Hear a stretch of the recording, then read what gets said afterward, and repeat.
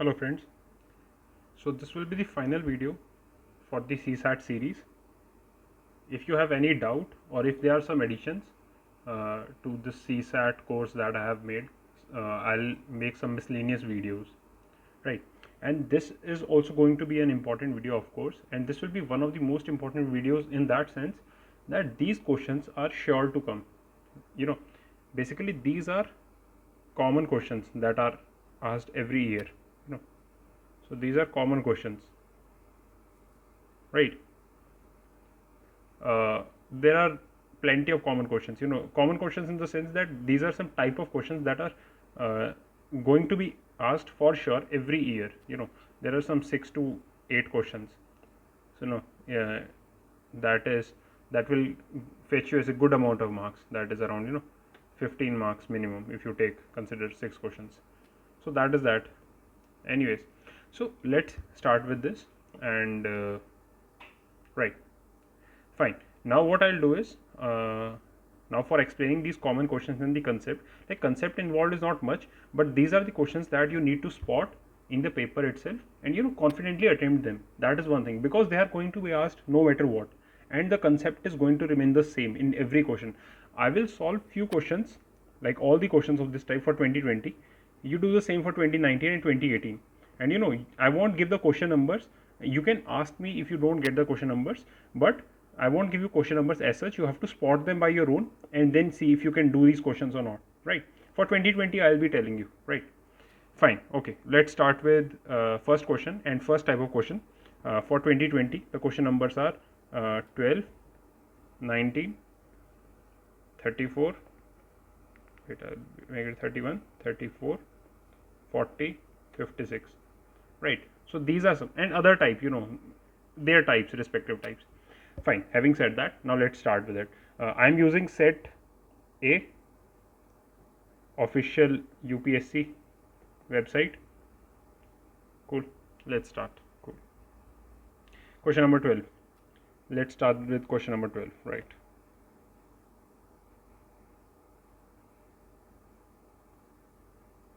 See, this type of question you are expected to be asked every year, and it will also be in the 2019 exam, 2018 exam, and it's a very simple question. And also, people tend to blunder in this type of question. Honestly, I did the same mistake. So, see, what basically is this question? That if you have two straight sticks of length 7.5 feet and 3.25 feet, what is the minimum length you can measure? See, so this is 3.25 and this is 7.5, right? So what is the minimum length you can measure? अब ऐसे आपके पास एक pencil है तो आप marks बना सकते हो, तो आप कितना मिनिमम मेजर कर सकते हो? Now let's see how you can think. One answer is you can measure 3.25, right? You can measure 3.25. You can measure this. 7.5 is gone. You can also measure 7.5 minus 3.25. अगर आपने इतना नाप लिया तो जो इतना बच गया, that is also measurable, है ना? So this will be 4.25. Remember that. I considered this as 3.25, तो फिर वो गलत हो गया था and stuff like that. Anyways, 4.25 हो गया, 4.25. But also there is this possibility that you use this 3.25 scale. First you measure 7.5. This is 7.5. This is given to you. Then you mark 3.25 and again use that same scale and mark 3.25. और ये जो इतना है ये बच गया. This is 1 foot. अब इससे नीचे you cannot measure anyways possible, क्योंकि उसके आगे your scale won't allow ना. मतलब आप कैसे भी इधर उधर करके नहीं मेजर कर सकते. तो सिंपल टाइप के क्वेश्चन, जब इस टाइप के क्वेश्चन आएंगे, whenever there are this type of question, just make sure that the total length will be given. Then you can use this smaller scale as many times you want. पहले यहाँ mark and then see how close you get to that. That is the minimum length you can measure. So 1 foot is the minimum length you can measure, right? Anyways, cool, fine. तो इसका answer हो गया 1 feet. This is one type of question. This is question number 12. That had come. This is one type. Next type is question 12 we are done with. Now question number 19. Question number 19. Okay. This is question number 19. And basically this type of question is to be attempted. You can make diagrams, flow chart. And also there is a concept. The concept is called Venn diagrams. Just look it up into Google. If you're not able to understand, I can make a separate videos on Venn diagram, but Venn diagram, it is not per se a new concept, but it helps you to solve questions, as simple as that. You can always do 2 into 6 is 12, so this can also be achieved by doing addition 6 times, but multiplication itself helps you. So that is the point. Anyway, so look up Venn diagram, we'll see this type of question, and this question is definitely going to be asked each year, and this is a type of tricky question. It takes your time. So my personal advice again will be to attempt such question in the last. If you have time, then you can attempt, but again, if you get an answer, that is short answer, right? So a family of 2 generations. So first thing is that there are 2 generations, generation 1, generation 2, generation 1, generation 2, right? P, Q, R, S, T and U. There are 6 members, and it has 3 males and 3 females. Fine, we'll write 3 males, 3 females. There are 2 married couples and 2 unmarried siblings, right? So 1 male and 1 female. U is P's daughter, right? So since it is 2 generation, so P has to be here and U has to be here. That is one thing. U is P's daughter and Q is R's mother-in-law. Q is R's mother-in-law. So again, since there are 2 generations, we'll make lines like this is simple lines. Then afterwards, so Q is R's mother-in-law. So we'll write Q somewhere here near P, next generation, and R will be somewhere here. We don't know the relation between U and R, P and Q, but since mother-in-law है तो ऐसे siblings तो नहीं होंगे. So ये एक चीज़ है. T is unmarried male, ठीक है, and S is a male. T भी दे दिया आपको, T male है, So this female male thing we'll write here 1 2 3 1 2 3, ठीक है. पहली बात, U is P daughter, तो U आपकी एक फीमेल होगी, ठीक है, and Q is hours mother in law, तो जो Q है वो फीमेल होगी, एंड क्योंकि ये है T is a male, so T को भी हम मेल में लिख सकते हैं, and S is also male, ठीक है. तो बाकी फीमेल होगी जो आपके सॉरी माय बैड यहाँ पे लिखेंगे S इज अ मेल, सही बात है, क्यों यहाँ नहीं आएगा, एंड Q यहाँ आएगा. अरे यार क्या कर रहा हूँ मैं. Q is hours mother in law, तो यहाँ फीमेल में आएगा Q, और U भी डॉटर है तो वो भी यहाँ आएगा, S यहाँ आएगा, T यहाँ आएगा, और क्योंकि 2 जनरेशन्स हैं, ठीक है, तो ये मैरिड कपल हैं, 2 मैरिड कपल हैं, तो एक ये तो मैरिड होंगे ही होंगे, ठीक है, तभी ऐसे इनके बच्चे हैं वो, तो ऐसे ये P यहाँ पे आ जाएगा. सो P इज़ अ मेल, और ये 3 फीमेल हो जाएंगी जो बचा, P Q R is also a female basically.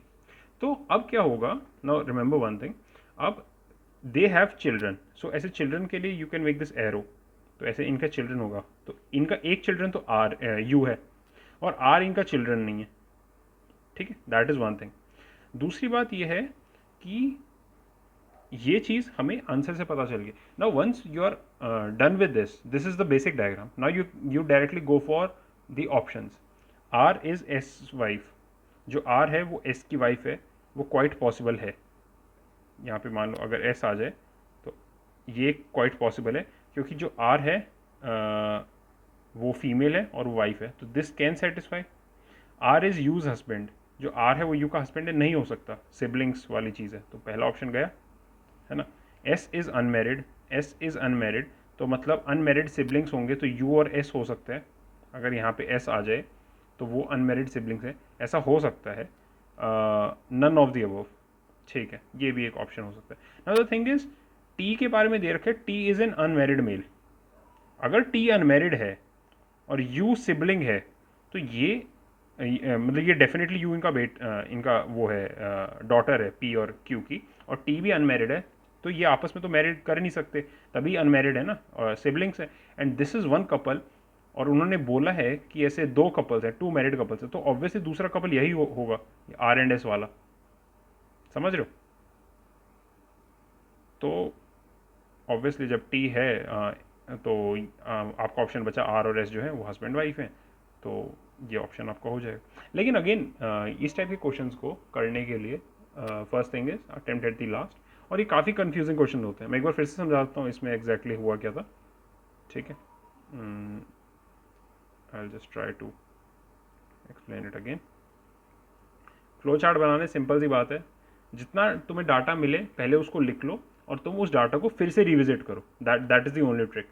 You know 2 generation हैं तो जनरेशन 1 लिख दिया, जनरेशन 2 लिख दिया, ठीक है। 6 मेंबर्स हैं, ठीक है, जिसमें से 3 मेल है 3 फीमेल है, 3 मेल है 1 2 3, 3 फीमेल है 1 2 3, ठीक है। 2 मैरिड कपल हैं, अब ये डाटा अभी यूज़ नहीं कर सकते, बाद में यूज़ कर सकते हैं। 2 अनमेरिड सिबलिंग्स हैं, ठीक है। You is P daughter, 2 generation है, तो पहली बात तो ये है कि जो पी है वो यहाँ होगा और यू यहाँ होगा और यू एक फीमेल भी है, ठीक है। Q is R's mother in law, अब क्योंकि फिर से 2 जनरेशन है तो क्यू को यहाँ होना पड़ेगा, आर को यहाँ होना पड़ेगा, और क्योंकि ये मदर इन लॉ है तो ये आपस में ऐसे सिबलिंग्स नहीं हो सकते, तो ऑब्वियसली ये मैरिड है, तो मैंने ये साइन बना दिया मैरिड का, तो ये मैरिड है, ठीक है।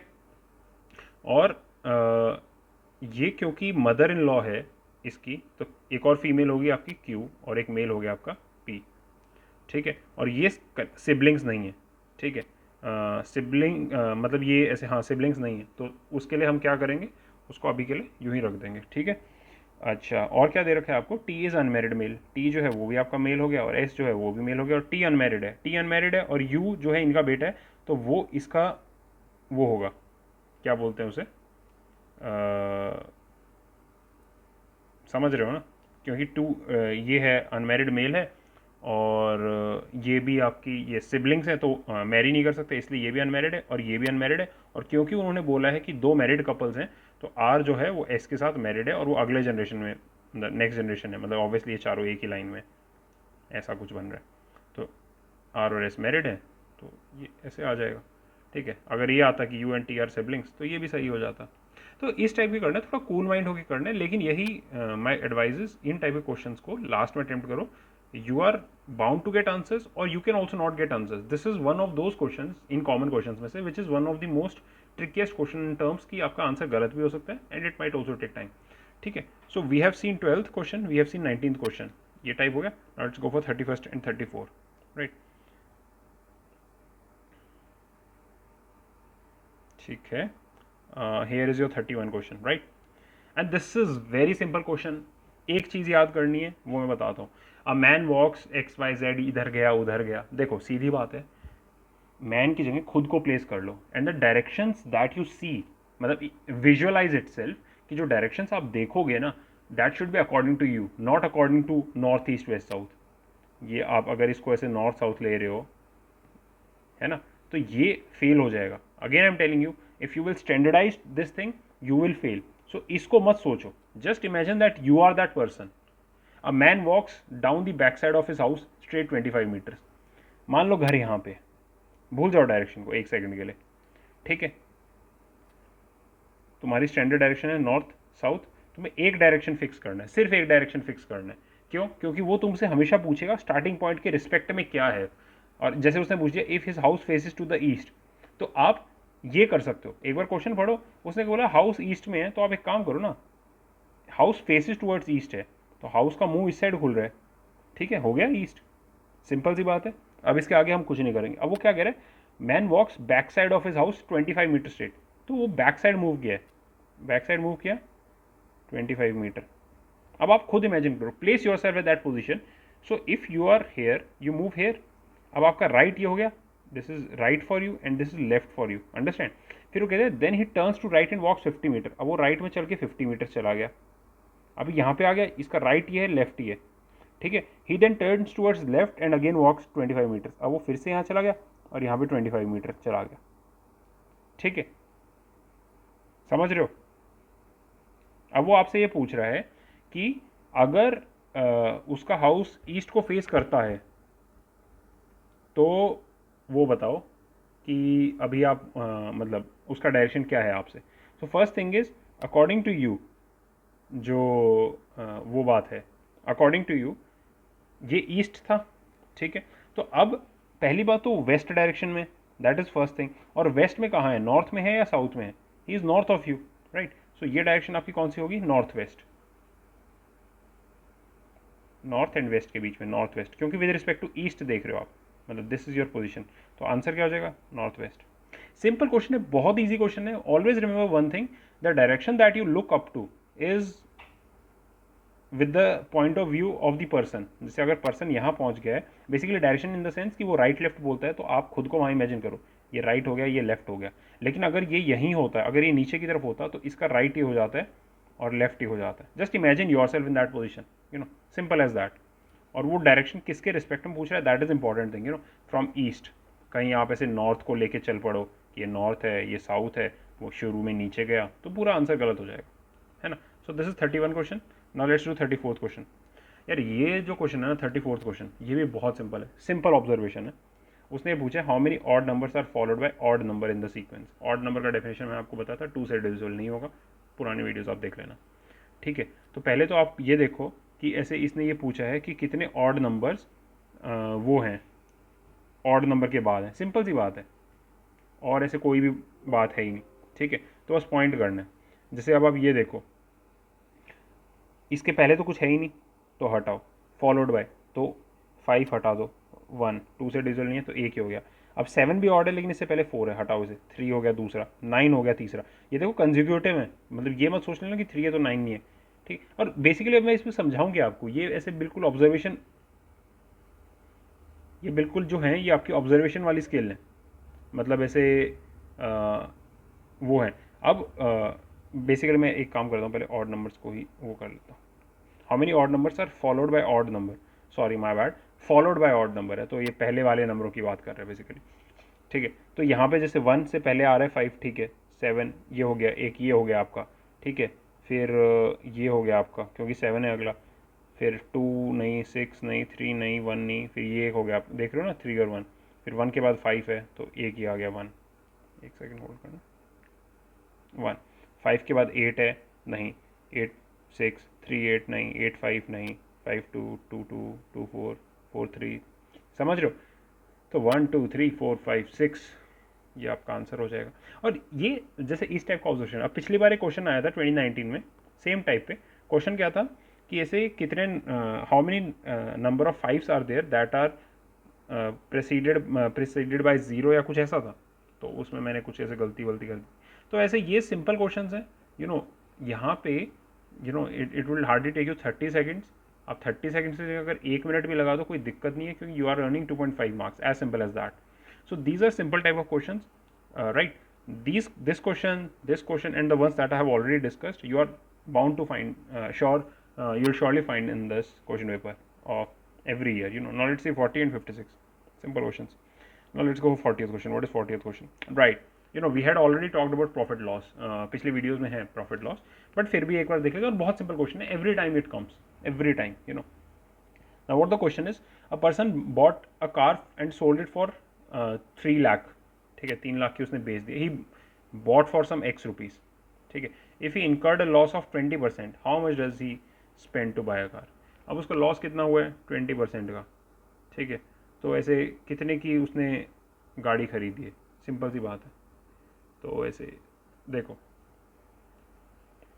हम मानेंगे कि उसने जो गाड़ी खरीदी है वो एक्स रुपये की खरीदी है। अब उसको लॉस कितना हो गया, 20% का हो गया। तो now what will be the value of car, first if it was x, now it will be loss कितने, 20% of x, that is 20/100 into x, that is 0.2x, ये हो गया लॉस। तो वैल्यू कितनी रही गाड़ी की, x माइनस 0.2x, ये आपका कितना हो गया 0.8x, और ये 0.8x कितना दे रखे, 3 lakh, is equal to 0.8x, x is equal to 3 lakh को 8 से डिवाइड, 0.8 से डिवाइड कर देना, मतलब वो, तो जब करोगे आ जाएगा आपका 375। सिंपल क्वेश्चन, और सिंपल क्वेश्चन से ये आएंगे। बच्चे क्या करते, गलती कर देते हैं इसमें, the mistakes that students usually do is, वो ऐसे 0.2x को 3 लाख लिख देते हैं। यार ये तो लॉस है ना, this is the amount of loss that you have incurred. हाँ, also now if the question would have been कि if he incurred a loss of 20%, how much did he spend to buy the car, अगर वो question पूछ लेते कि how much was the loss that he incurred, तो answer क्या होता, तो आपका आंसर होता एक्स इज इक्वल टू, इससे एक्स आ जाता और फिर एक्स को 0.2 से आप मल्टीप्लाई कर देते, मतलब 0.2x is equal to 3 lakh, ये गलत इक्वेशन है, मतलब पॉइंट समझ रहे हो ना, यहाँ से आपका x आ गया 375,000 और उसको आप 0.2 से मल्टीप्लाई करोगे तो you will get the amount of loss, जो कि सीधी बात है 75,000 रुपये यार, ठीक है, क्योंकि अगर आपने 3 लाख की बेची है 75,000, 3,75,000 की खरीदी, सिंपल सी बात है, simple question again, okay. And the last question, that is question number 56, let's also look into that. Question number 56 again यार, रिमाइंडर, इस साल एक क्वेश्चन स्टार्टिंग में भी था, you know, I just show it, वो मैंने शुरू की वीडियोस में भी दिखाया था, if I remember correctly, let me see it, you know, see here, मतलब this is number of zeros, similar concept to reminder, है ना, अब यार कौन सा पेज नंबर था, सिमिलर कंसेप्ट टू रिमाइंडर, ठीक है। अब अभी भी यही है, मतलब थोड़ा सा अलग है। Now what is the remainder when this is divided by 100, 100 से डिवाइड करना है, 100 के पीछे कितनी जीरोज हैं, 2 जीरो हैं। पहले आप ये देख लो इसके अंदर कितनी, कोई जीरो आ रही है, अगर वो जीरो आ रही है उसको हटाओ, इसका आंसर क्या हो सकता है वो अब देखेंगे, ठीक है। 51 जो है आपका 17 इंटू 3 होता है, कोई जीरो नहीं आएगी इसमें, हटाओ इसे। 27 में भी कोई जीरो नहीं आएगी, 27 को आप क्या कर सकते हो, 3 इंटू 3 इंटू 3। 35 में क्या आ सकता है, 5 इंटू 7। मैंने आपको बोला था if there is 2 and 5 it makes 1 0, 2 into 5 10 होता है, तो एक जीरो आ गई ना पीछे, सो 2 की पावर एंड 5 की पावर, वो अब the one that is limiting, जैसे 2 की पावर 10 है और 5 की पावर 9 है, तो सिर्फ 9 जीरोज आएंगी, है ना, क्योंकि 2 इंटू 5 10 बनाता है। फिर से एक बार कंसेप्ट समझा देता हूँ, जैसे इफ द नंबर इज 40, सो 40 को आप लिख सकते हो 2 की पावर 3 दैट इज 8 इंटू 5।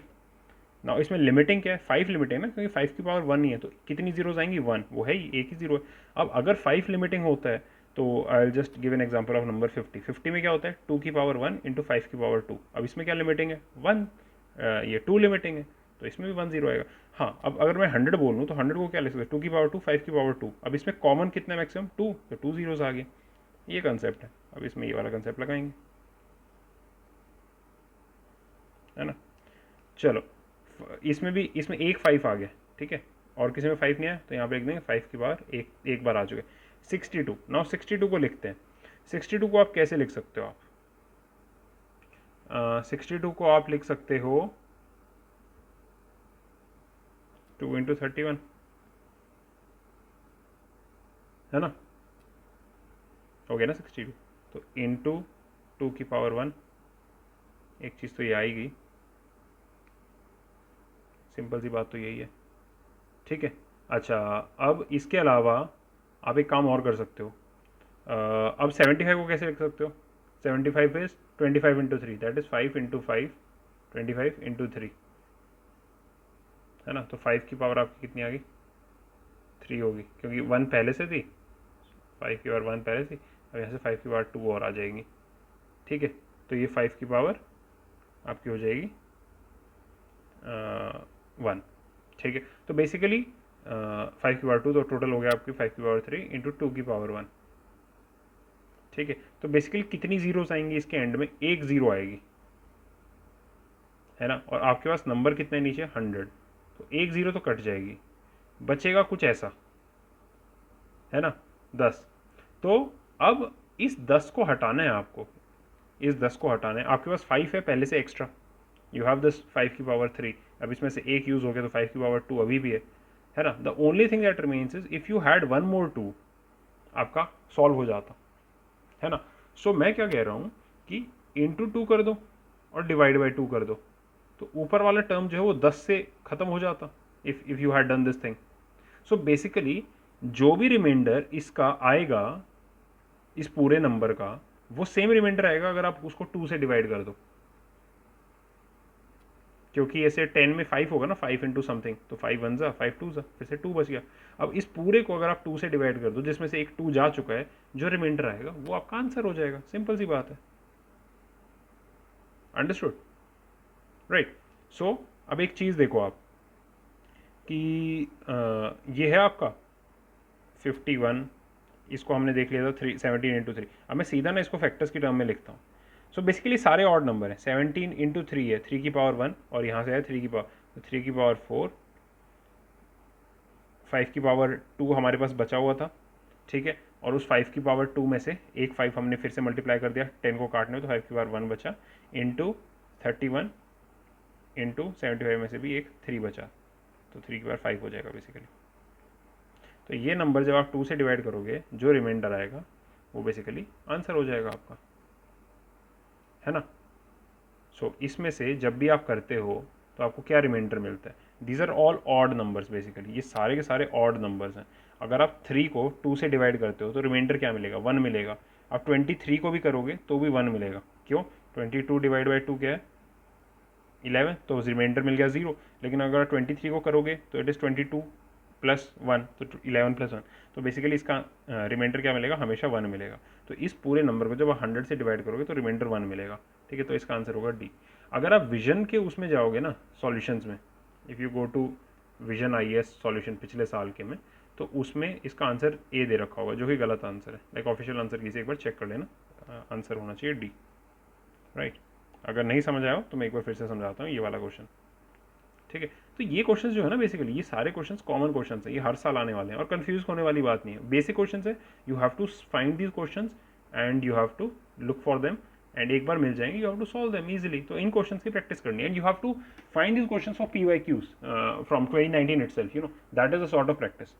फिर से मैं एक बार इस क्वेश्चन को अलग से करके दिखाता हूँ, राइट। तो the question was 51 into 27 into 35 into 62 into 75, when you divide it by 100 what is the remainder you get। Remainder concept मैंने समझाया था ना आपको, फिर से बता देता हूँ।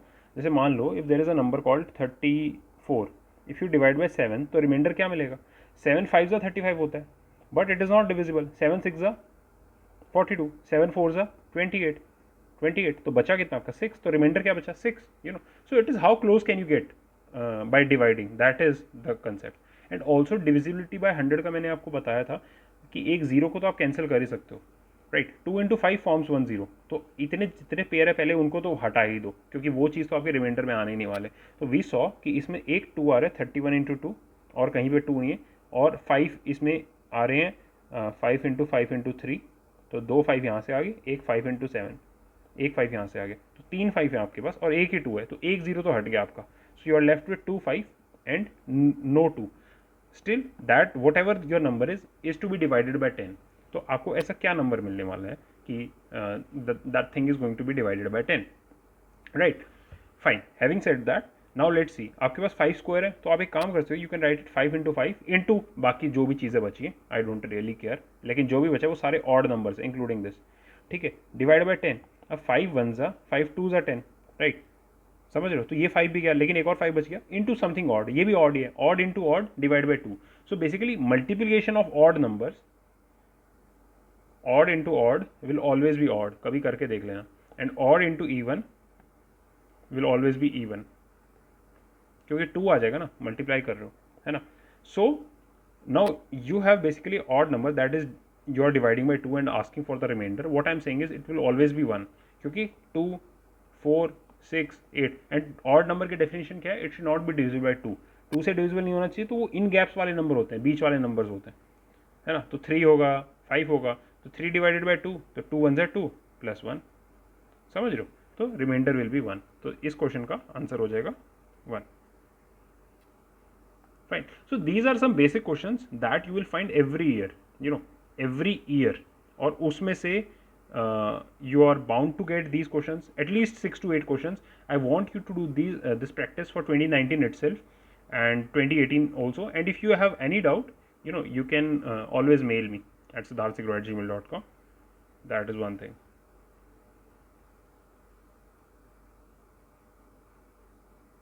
है ना। Also this Venn diagram that I told you, that you need to make Venn diagram. Now I'll just tell a basic concept so that when you look up into you don't get confused. Just there are these type of questions, you know, and these questions also you are bound to find, you know, that out of 30 people 20 play football, right, and so total are 30 people, and other you can say 25 play hockey, 25 play hockey, you don't know this, ये कितना है ना. Then he gives a new condition कि there are 15 players who play both. तो this number is 15. समझ रहे हो. तो ये कितना रह गया, 5 रह गया, ये कितना रह गया, 10 रह गया. तो वो क्वेश्चन पूछ लेगा how many player play only hockey, तो आ गया आपका 10. How many player play only football, ये आ गया 5. तो इस टाइप की चीज़ें हैं. This is how Venn diagram help you. Basic simple है, वैसे भी कर सकते हो आप इक्वेशंस बना के, but this only helps you. This is basic concept of Venn diagram. If you are not able to understand, I'll make another video specifically on Venn diagrams, because that is also helpful under miscellaneous, but only if you are, you find it difficult. So just tell me that. Fine, do this practice for 2019 and 2018, right? These are free marks. Like nothing is free, obviously you have to work hard, you have to understand this concept and practice over and over again, but there are this 6 to 8 questions, and this completes our CSAT, like formally CSAT for 2020, sorry, 2021. This is the CSAT for 2021. Now we have almost 3 months. You can go and practice it. If you have any doubt, again you can ask me. For the next 2 months, September I won't be available, and yes, right, go ahead and practice. The more you practice, the more confident you get. You can even solve practice papers, and the videos that I have made will also, the same proportion of questions will also be seen in those practice papers and even in your final exams, and this was only from the aptitude or the maths part. You have this English paragraphs, but I don't rely much on this, because the options are very dubious and very tricky. So make sure that you qualify based on this. This is just like a cherry on top, some extra marks. If you can even get out of 15, you can get 10 questions correct. That is very good. That is 25 marks minus 2.5 by 3. So that is something. What am I doing? 12.5. But again, this is something, and if you get here, like I told you, I attempted, I don't know correctly, 41 I attempted, I got 39 correct, something like that. So here only it is close to say 95 marks. That is something. So make sure that you score your marks right here, right, and this is just a bonus, and here the chances are that your questions will be accurate, right. So that's all for this that's all for this video. Thank you, and if you have any doubt, please do reach out.